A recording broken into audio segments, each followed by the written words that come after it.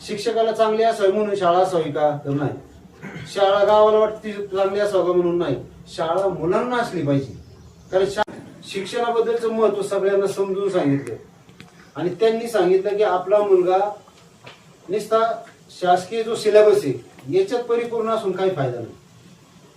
तो सर्वांगाने विकसित असला पाहिजे. आता त्या टायमाला आम्हाला सर्वांग या शब्दाचा सरांचा अर्थ काही फार कळला नाही, पण सरांबरोबर काम करताना पुढे जाता जाता सरांनी जे काम सुरू केलं आणि सरांची एक मूळ खासियत अशी आहे की सर मुलाला केंद्रबिंदू मानून शाळा चालवतात. त्यांना कुठल्या अधिकाऱ्याला विचारित नाही, कोणाला. शाळा शिक्षकाला चांगली असावी म्हणून शाळा असावी का? तर नाही. शाळा गावाला वाटते चांगली असावं का म्हणून नाही. शाळा मुलांना असली पाहिजे. कारण शाळा कुणासाठी आहे? मुलांसाठी. आणि नेमका आपल्या शिक्षण क्षेत्रामध्ये तोच प्रॉब्लेम झालाय. मुलांना कोणी विचारित नाही आणि सगळ्यात मोठा गोरगरीब समज आपला असा आहे, मला कळतं त्यांना काय कळतं.